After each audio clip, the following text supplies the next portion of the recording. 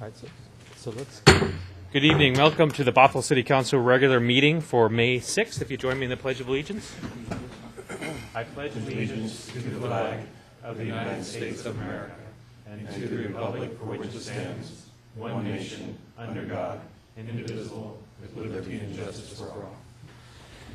Great. Thank you all for joining us. We are one member short tonight. Councilmember Lamb is absent and excused. Is there anybody, any comments on tonight's meeting agenda? Anything they'd like to change?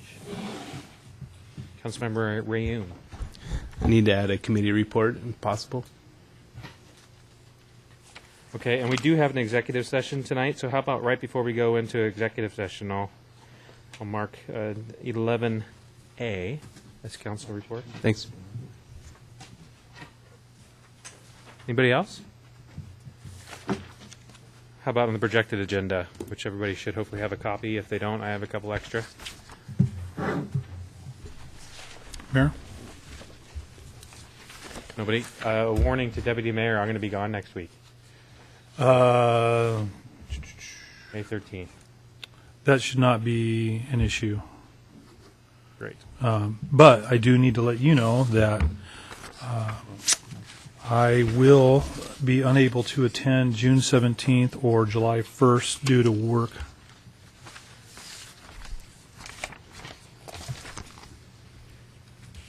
Okay. Great. Anybody else? Projected agenda? Perfect. Well, we do have some special presentations this evening. We've had the honor of having several citizens in our community serve on different boards and commissions.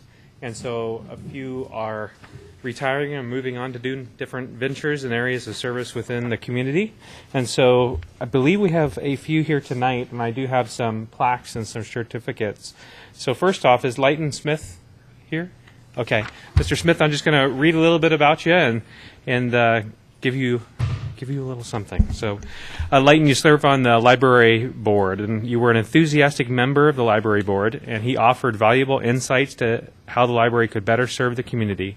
He raised the issue of having more of a presence in the northern part of Bothell, which has led the librarians to plan more outreach in that part of the city. He also was a loyal participant with the library in the annual 4th of July parade. So actually, let me come down there. I'm going to take these certificates and read from the podium.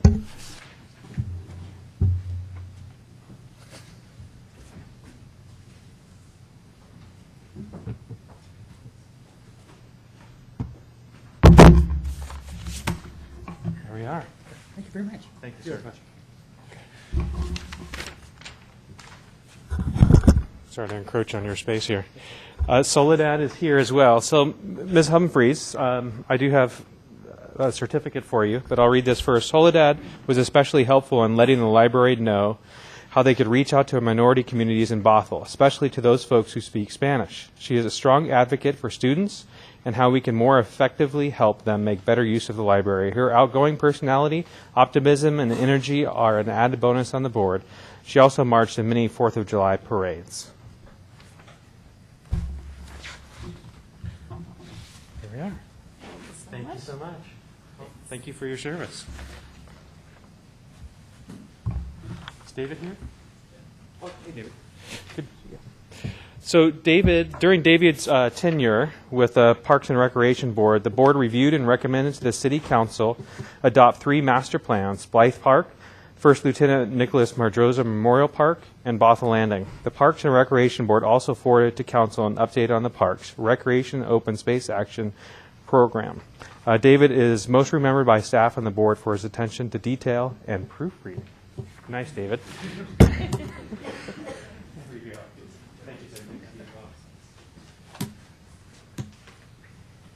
Sam? Let me read a little bit about you. Thank you for your service. So Sam served on the Planning Commission. Sam was appointed to the Planning Commission in April 2013 to fill a partial term vacancy.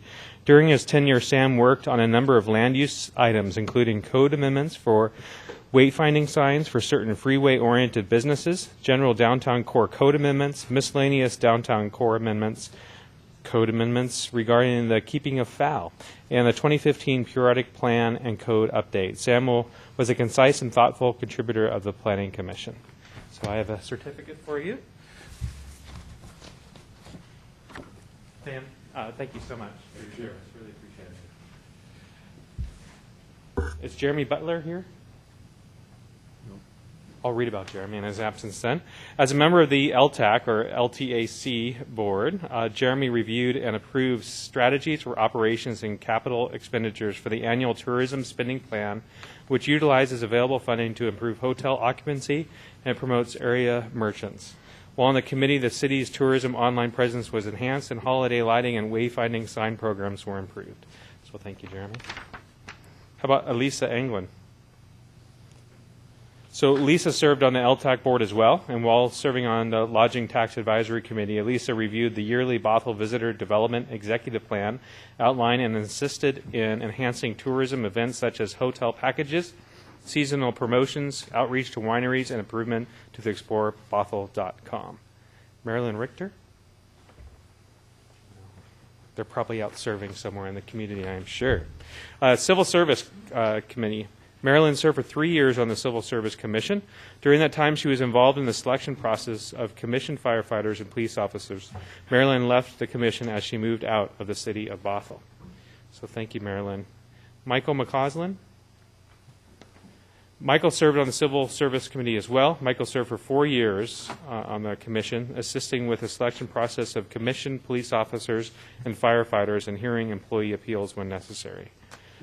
And Pat Pierce is not here. I do have a plaque for Pat. Most of us in this room, if not all of us, already know who Pat is. She's been involved in the community for a long time. So I'm going to read this paragraph, and hopefully she has an opportunity to listen in. Pat has served the city in one capacity or another for over 30 years. Pat served on the Landmark Preservation Board from 2014 until 2014, and has also previously served on the City Council, the Planning Commission, and the Left One Board. During 10 years on the Landmark Preservation Board, Pat was instrumental in most of the board's achievements, including a complete rewrite of Title 22, the Historic Preservation Regulations. As part of that process, Pat helped author regulations allowing the creation of historic districts. Pat was also extensively involved in many of the board's special projects, such as the Then and Now book, creation and sale of commemorative medallions, and numerous hours in support of the North Creek Schoolhouse restoration, which is underway if you haven't seen it. Looks great. Pat chose not to reapply for the board so that she could spend more time supporting the Bothell Historic Museum. So her involvement in helping Bothell's future and history will continue on.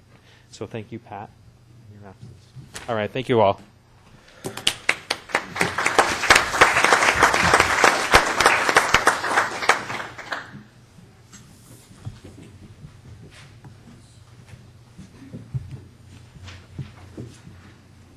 So we do have a visitor section this evening. I have 2 sign-up sheets, but 3 names. So first I have Lee Henderson and Roger Cecil. I don't know if they're coming up together or separate. Great. We have your address and phone number for the record. Yes, we're a duo. My name is Roger Cecil, 19535 97th Avenue Northeast. Lee Henderson, 10706 Valley View Road in Bothell. And we rock, paper, scissors who is going to talk tonight, and I Yep. won. Just going to put it out there. She lost. Oh, no. Oh, she won. She probably won, but you're still doing it. So I think each of you got a copy of this letter. We just wanted to voice some support for the May vote for the potential upcoming bond measure in the general election. So I'll just read it to you. As a growing group of Bothell residents and community leaders, we are excited about the opportunity for the City of Bothell to finish a number of important projects throughout the city, including public spaces and parks that will help finish the downtown vision, as well as pave the way for the vision for other areas of the city. We are business owners, community leaders, park and recreation advocates, and residents who are passionate about preserving and enhancing the quality of life in Bothell. We want to help build an even better place for our children and those who have not yet discovered our community. We would like to thank you, Council, for your oversight, dedication, and leadership in the redevelopment of the city's downtown. The City of Bothell has made itself a national model, partnering with the private sector to begin building the vision of the community, a vision thoughtfully crafted by citizens of Bothell, including people like us.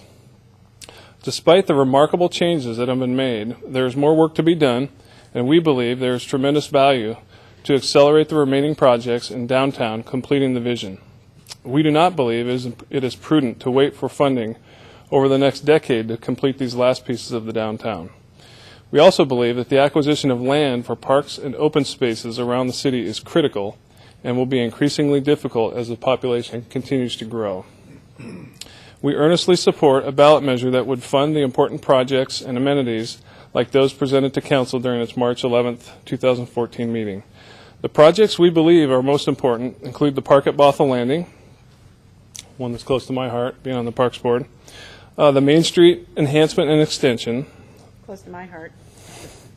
the Boulevard, a new Snohomish County park, conversion of North Creek Field Number 3 to synthetic turf, the improvements to East Norway Hills Sports Field, rebuilding a skate park, and creating off-leash dog areas.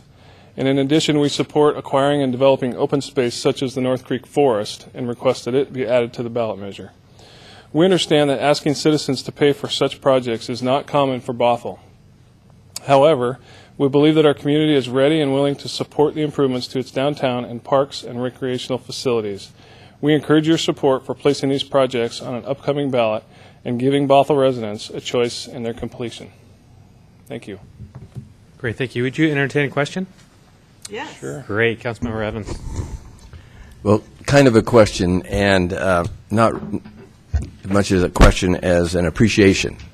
This is a big task, as you know, that you're taking on, and this involves our entire city, improvements throughout the city, and it's a lot of work. Having been involved in these issues in the past, I've got some idea what's involved. So I want to thank both of you, and I know you have a committee you're working with and those things, and any other citizens that might get involved. This is really an important thing in our city, and I think you're right in saying this takes us to that closer to that final step of making the improvements in our city. So thank you for your time. I know you've got a ways to go on this, but I appreciate you stepping forward and leading this charge, and hopefully successfully we'll see. Thank you very much. Thank you, Bill. Thank you. I just want to say I'm personally very excited to be part of this. I sat on the groups in this room years ago. I think it was 6 or 8, I can't remember, for 6 months to come up with the vision, and just had a wonderful experience with about 50 stakeholders in the room, and to see them come to consensus about what Bothell can look like was pretty remarkable, because we all come from different walks and have different needs. So I stepped up to do this because I believe in it. I believe in Bothell, and I believe this gives everybody a chance to be a stakeholder as well, and walk on the streets in which we finish the vision and to create just the remarkable role model that we are in the state, in the nation. My brother said, "You guys are just killing it here." So I told him I'd tell you that tonight. Anyway, thank you so much, and I look forward to everyone's support. Leah, thank you so much for your entrepreneurial leadership and revitalization of downtown. You've been a huge part of the vision. Thank you. Thank you. Yeah. Great. We do have another sign-up sheet here. Former council member Sandy Gwynn. Sandy, nice to see you this evening. Welcome up to the podium.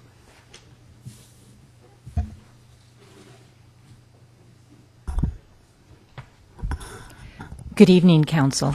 I'm going to be talking tonight, of course, about the Regional Fire Authority. And I just wanted to let you know that I'm going door to door talking to people about the Regional Fire Authority and asking them to sign a petition. Tonight I'm submitting one of the petitions, and I will submit the remainder when I reach 500 signatures. Unfortunately, I haven't been able to doorbell as much as I would have liked to, but can you hear me now? I haven't been able to doorbell as much as I would have liked to, but I'm hopefully be able to a little bit more. The petition simply states, the undersigned residents of Bothell are requesting that there should be, first, a vote by Bothell residents to determine if the RFA should go forward. If the majority of Bothell residents vote yes, then place the RFA on the ballot for all the residents in the RFA area. 85% of the people I'm talking to are signing my petition. Why are so many people signing? Well, I'm explaining. One, the RFA area being discussed consists of Fire District 10, North Shore Fire District, Woodinville Fire District, and City of Bothell. The registered voters that live in the fire districts greatly outnumber Bothell residents. 2, if the RFA goes forward to an area-wide vote, residents in the fire districts and Bothell will vote whether or not Bothell will be in the RFA. 3, residents who live in Woodinville Fire District, Fire District 10, and North Shore Fire District have a fire assessment charge on their tax bill. And if the RFA passes, the fire assessment goes off and it's replaced with the RFA assessment. Bothell residents, or 4, Bothell residents and Bothell businesses are the only ones who are charged a city tax on their property tax bill. If the RFA passes, Bothell residents and businesses will have the city tax plus the RFA tax. This would mean, for example, if they chose to go with $1.50 per thousand valuation, a property owner would pay an additional $450 per year in property taxes every year for property valued at $300,000. At the February 5th, 2013 City Council meeting is expressed by City Council. You know, right now we are not financially in the best shape, but we are better than most cities. Right now, if an RFA goes through and we do nothing, this city gains $9 million annually. That is a lot of money that we are talking about here. That is enough money for our Parks Department, and that's enough money to fund a lot of the issues we are having. The quicker we look at this, the better it is for everyone involved. For the listening public, they can listen to the February 5th, 2013 City Council meeting on the city's website to hear the conversation directly. Thank you, Sandy. City Council, I'll wrap up. City Council cannot act independent of how their actions affect residents. I strongly urge you to ask all Bothell voters first before it goes to an area-wide vote. And I'm also submitting a memorandum dated March 19th from Ken Williams to the King County Fire Protection District 16 Board of Commissioners that explains in a little bit more detail my explanation of why I think the Open Publics Meeting Act was violated. Thank you. Yep. Are there anybody else in the public that would like to address council this evening? Okay, seeing none, moving on to the consent agenda. Is there a motion to pass the balance of the consent agenda? Second. So we have a motion by Councilmember Agnew, second by, I think it was Councilmember Evans, to pass the consent agenda, which includes item A, B, C, D, and E this evening. If everybody can place their vote.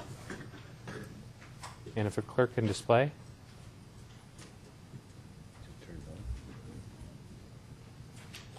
So just try it. Sure, we'll try it one more time.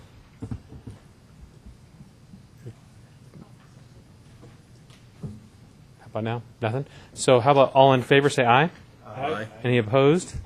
So it passes unanimously with Councilmember Lamb absent and excused. Moving on to contracts and agreements, it's AB 1471. Consider approval of professional services agreement with R2 Resource Consultants regarding final design services for Shammamish Riverside Channel Restoration Phase 2. Mr. Andy Locke is here with us this evening for presentation. Nice to see you, Mr. Locke. Good evening, City Council. I'm trying to upload a PowerPoint, and I'm stymied. Yes, where's the drive? So I have the flash drive in, but I don't see. Yeah, I have a computer showing. Yeah, could you give me a couple minutes? Yeah, sure. Why don't we just jump to committee reports? Would you be ready for that, Councilmember Rayam? Maybe. So the Puget Sound, I'm sorry, the Suburban Cities Association has an emergency action on May 14th that they wanted us to weigh in on, and it's for the Puget Sound Clean Air Agencies up in their annual dues. Every city in the Snohomish, King, Pierce, and I believe Kitsap County all pay into it. I'm hoping, City Manager, do you have any background? I think it's a 44% increase. So the direction from the Sound Cities Association, what they want us to vote on is to send them a letter saying, well, that's not okay, to raise our dues 44%. And so, do you have anything to add, sir? A little bit.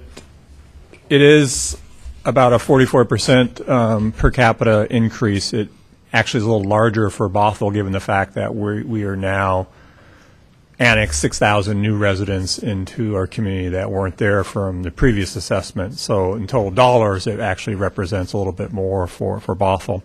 But I had an opportunity to meet with the executive director when I found out that they were proposing this increase and asked him, of the 25 cents that is going to be raised on a per capita basis, how much of that was going towards just continuing to keep up with their existing mandates and requirements, and then how much of that was for sort of value-added initiatives or proposals that they wanted to pursue. And he indicated to me that 15 cents is the amount that would essentially keep them from sliding backwards on their requirements as an agency, and 10 cents was for additional programs.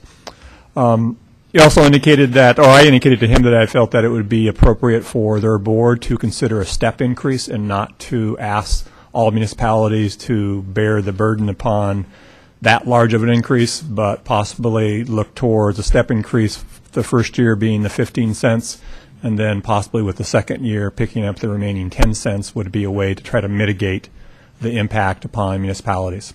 And so beyond that, I don't have any more information for you this evening. We'd certainly be willing to provide council with more details about the agency's proposal.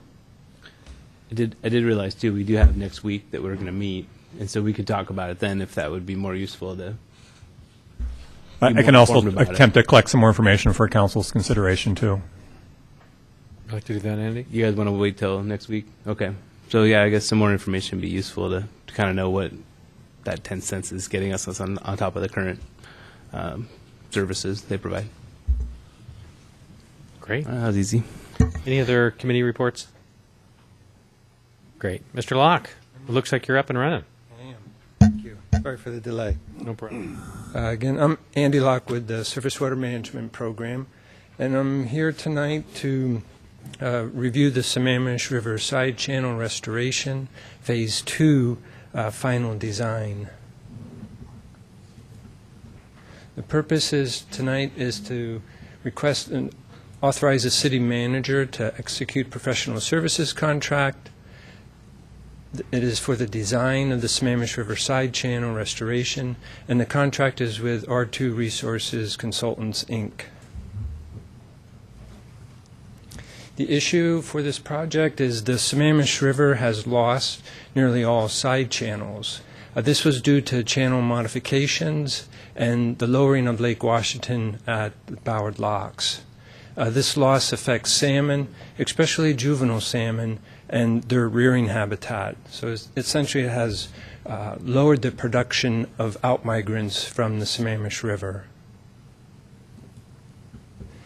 Here's an overview of an aerial photo of the project site.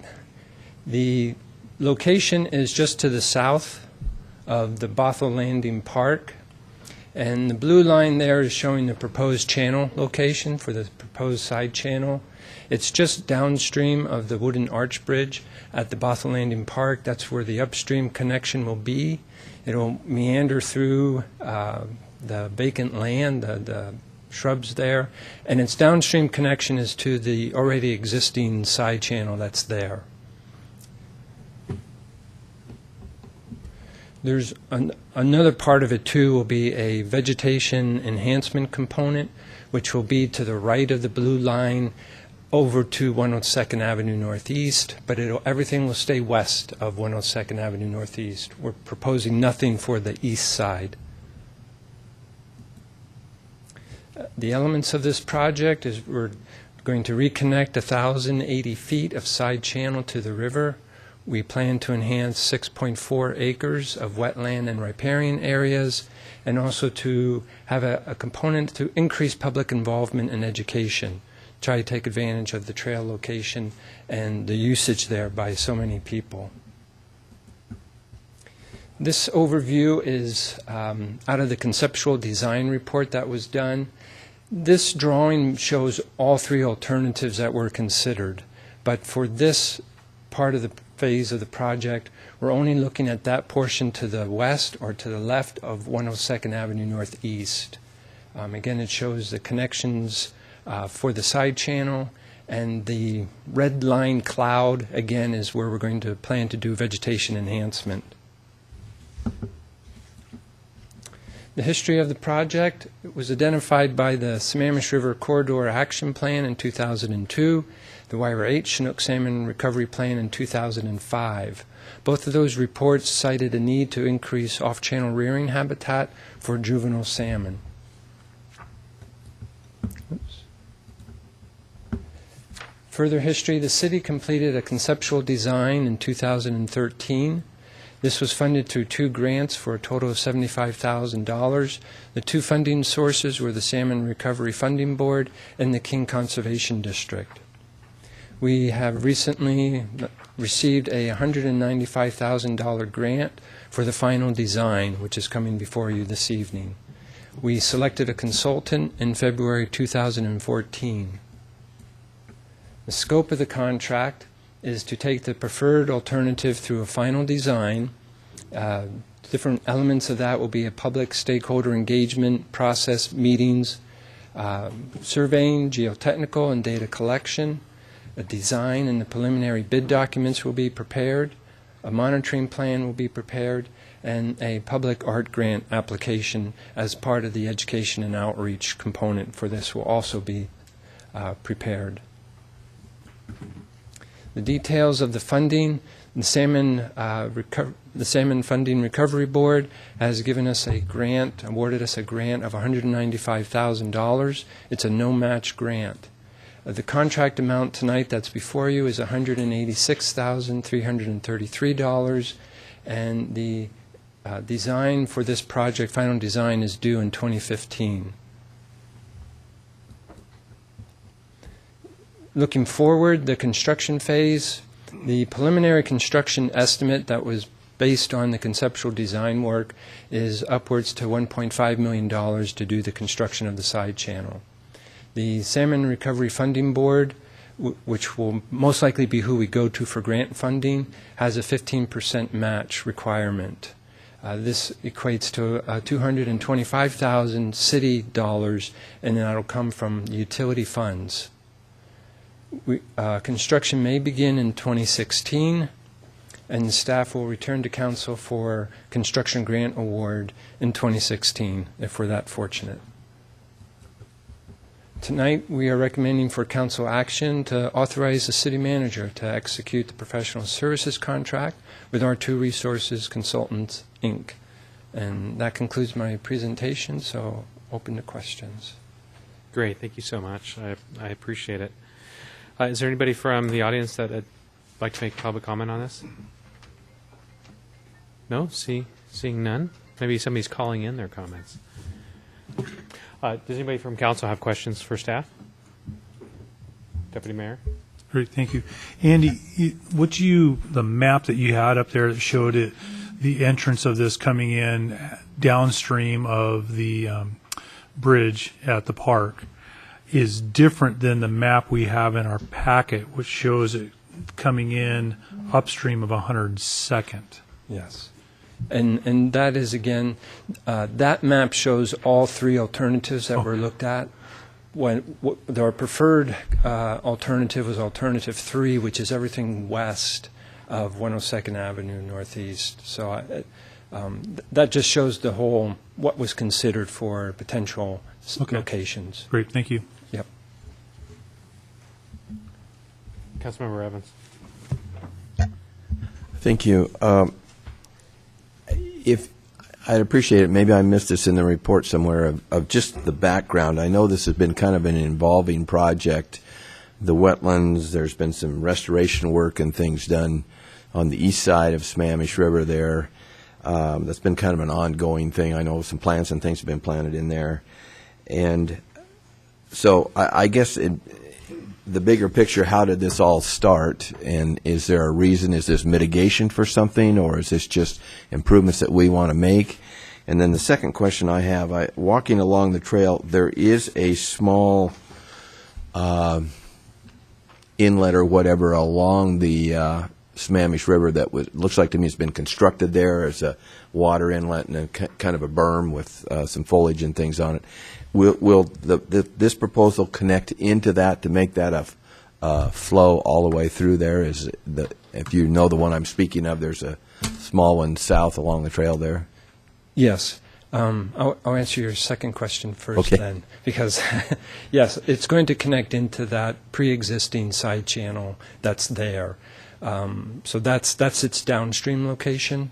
So that's what it's going to connect into, and that's what's going to then flow into the river. And that existing side channel now dead ends, doesn't it? It does not, or does it go all the way through? Under certain flows, it actually can go all the way through. It has an upstream connection and a downstream river connection, but it takes really high flows to actually get any flow going into that side channel. This one will actually improve the flow pattern or the flow rates into that side channel. Okay. The first part of your question is, where did this originate from? Again, it's what originated from two previous studies and looks at restoration of the Sammamish River. So the Corridor Action Plan in 2002 highlighted it, and then the WIRA 8 Salmon Recovery Council also pinpointed this as a doable spot to try and do a side channel. So from my perspective as staff, when I looked around within the city as to good cost-effective projects, this one kind of came to the very top. It's probably one of the best areas that we have to work in that's going to be pretty cost-effective and really improve loss functions to the river. So it's kind of a rarity that way to have found this location. So there is not any mitigation from a previous project tied to this. It's just No. purely enhancement Yeah. and improvements along the Yeah. corridor there. That's Yeah. great. Okay, thank you. Are there further questions? Councilmember Ram. I more so just have a few comments. So you mentioned a public meeting that'll be part of the R2 contract, and I'd just like to be invited to that, if possible. Yeah. So I'm the vice chair of the WIRA 8 Salmon Recovery Council, and I also serve on the Puget Sound Salmon Recovery Board, the greater board, and these dollars are very difficult to get.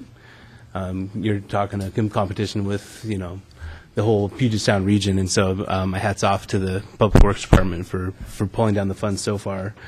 And the good news is, usually when the Salmon Recovery Council, the Puget Sound Salmon Recovery, I'm getting the name wrong, the surfboard, I can't remember I know the acronym, but usually when they pay for a design, they pay for the construction as well. So it's really a no loss to the city to pursue this. And then this is mitigation, actually. There's ESA list, so Chinook salmon are ESA listed, and the city of Bothell signed on to the WIRA 8 Salmon Recovery Plan.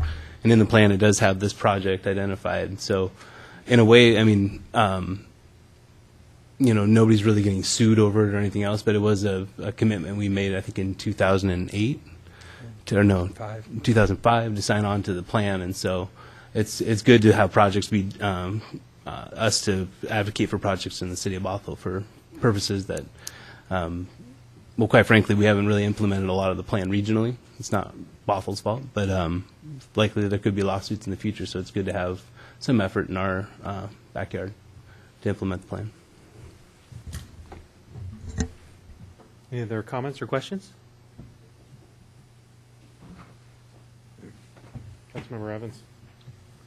I'd move that we authorize the city manager to enter into a professional service agreement with R2 Resource Consultants in the amount of $186,333. Second.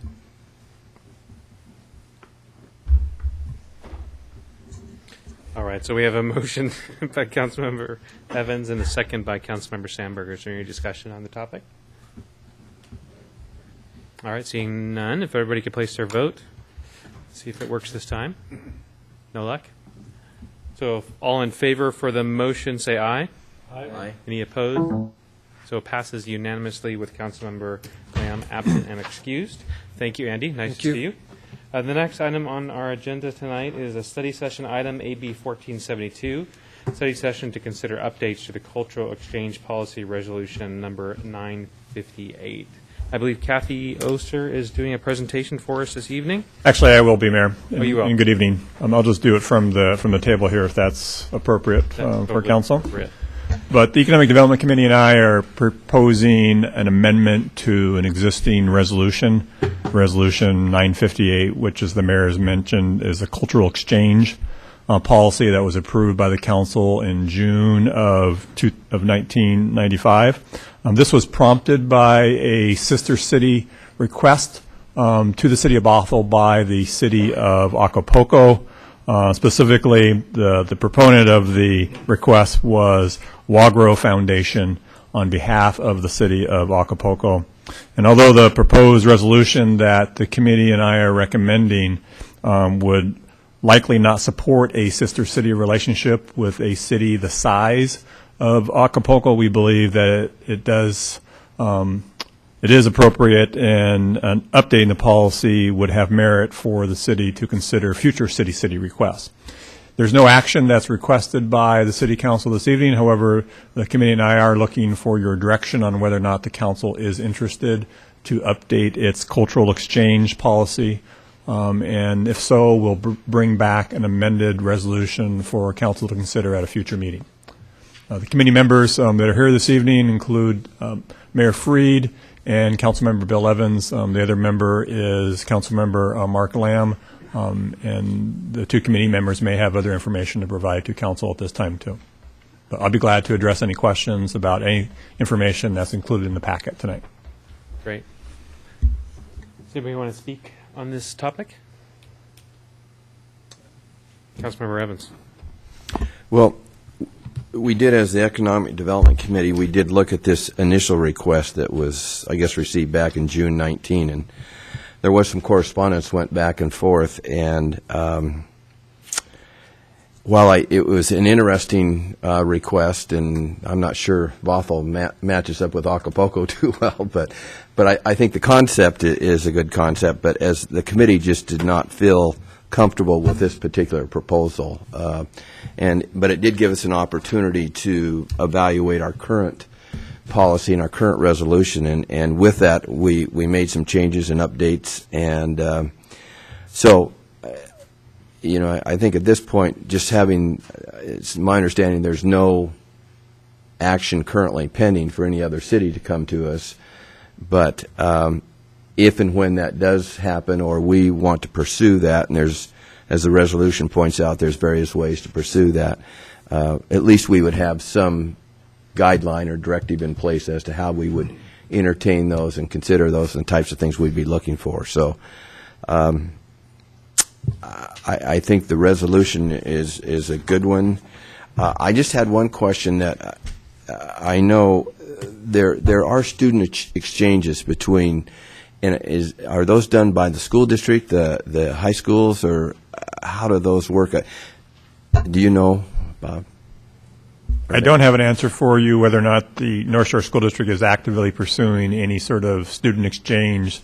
You'll often find them with Rotary clubs, in which there'll be a student exchange for a predetermined amount of time. Typically, one student will visit the country, and the reciprocating family will also send a student over to the hosting family, too, in this country. Those occur on a regular basis, but I'm not certain what the school district's involvement is on any kind of exchange program. Well, as I was reading through the resolution again, that thought occurred to me that we ought to tie in, or certainly include, if there's something at the district level of some type of exchange program going on. And I think it does make reference in here to the educational system but that I know there are those exchanges do take place, and if there's a way we can work with those or facilitate those or help those, assist them in some way, or coordinate with whatever program is going on out there at the school district, I think that'd be good, too, to keep that as part of our plan.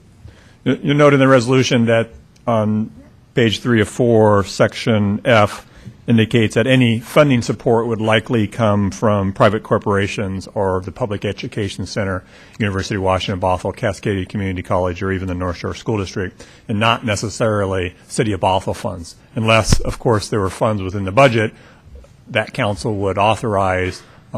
Could funds be dedicated for this purpose? But at least based on the committee's conversation, this was likely to be utilization of outside funding and not any from funding from the City of Bothell.